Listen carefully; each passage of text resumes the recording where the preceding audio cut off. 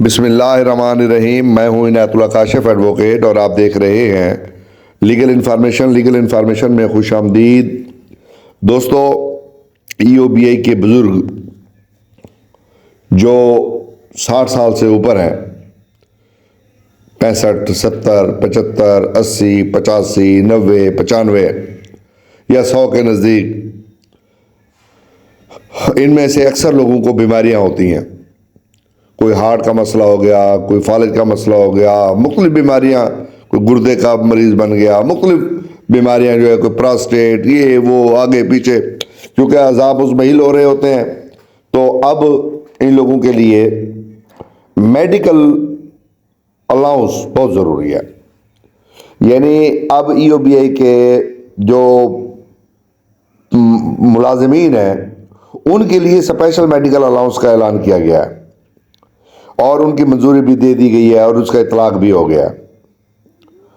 اور اسی طرح ان کے لے پالک بچوں کے لیے بھی وہ مفاد جو ہے وہ کریٹ کر دیا گیا ہے۔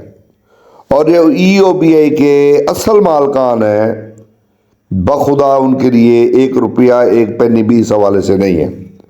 یار، کیا ای او بی آئی کے جو لوگ ہیں یہ میڈیکل کے مستحق نہیں ہیں؟ کیا ان کو بیماریاں نہیں لگتی؟ کیا یہ انسانوں میں شمار نہیں ہوتے؟ کوئی حکومت سے سوال کرے نا، وزیر سے سوال کرے، ایم ایل اے سے سوال کرے۔ بینظیر بھٹو صاحبہ کے فرزند ارجمان بلاول بھٹو زرداری سے، ان کی شوہر آصف علی زرداری سے، نواز شریف، کلثوم نواز، ظاہر غیر، نتو خیر، جتنے اس ملک میں پھر رہے ہیں، بندہ ان سے سوال کرے کہ کیا ای او بی آئی کے جو بزرگ ہیں یہ انسان نہیں ہیں؟ یہ خوراک نہیں کھاتے؟ ان کو بیماریاں نہیں لگتی؟ یار آخر ان کا قصور کیا ہے؟ تو بھائی 2024 کی پہلی ترجیح جو ہے پینشن انکریز کے بعد، یعنی دوسری ترجیح، سیکنڈ پریفرنس جو ہے وہ یہ ہے کہ ای او بی آئی کے پینشنز کو میڈیکل الاؤنس دیا جائے۔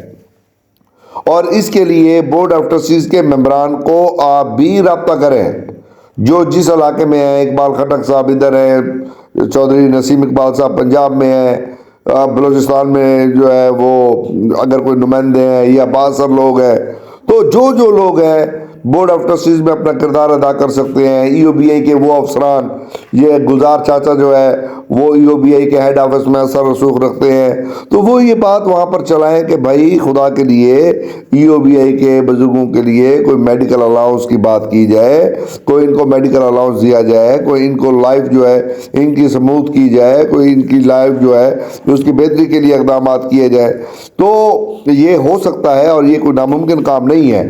تو یہ جب تک منظور نہیں ہوتا ہے تو ای او بی آئی کے بزرگ جو ہے وہ اب 500 گنا ادویات مہنگی کر دی گئی ہیں۔ ابھی یہ موجودہ جو کابینہ انہوں نے منظوری دے دی ہے کہ 500 گنا ادویات مہنگی کر دی جائیں۔ اگر ادویات 500 گنا مہنگی کر دی جاتی ہیں تو اگر ایک ٹیبلٹ 1 روپے کی تھی تو یوں سمجھیں وہ 5 روپے کی ہو گئی۔ اگر ایک ٹیبلٹ 100 روپے کی تھی تو یوں سمجھیں وہ 500 روپے کی ہو گئی۔ میں یہ جٹ کے حساب سے کہہ رہا ہوں، جٹ کے حساب سے۔ اب مجھے یہ بتائیں کہ ای او بی آئی کے بزرگوں کو جن کو 10,000 روپے آپ پینشن دے رہے ہیں اور کبھی کبھی نہیں بھی بھیجتے آپ ان کو، ان کے ایریئرز بھی آپ دبا جاتے ہیں، نہیں دیتے کئی مہینے تک، مجھے یہ بتائیں وہ اس 10,000 روپے میں ادویات کیسے لیں؟ اب اگر ایک شوگر کا مریض انسولین جو ہے وہ 1300-1400 روپے کی ہو گئی ہے، جو سٹینڈرڈ کی انسولین ہے، اب مجھے بتائیں وہ 700 روپے سے 1400 روپے کی، اب جب اس میں 500 گنا قیمت اضافہ ہوگی تو مجھے یہ بتائیں اس پر کیا ہوگا؟ آپ مجھے بتائیں نا، وہ اس کی زندگی کے ساتھ کیا سلوک آپ کر رہے ہیں؟ تو خدا کے لیے ای او بی آئی کے پینشنز پر رحم کیا جائے، ان کا میڈیکل الاؤنس جاری کیا جائے۔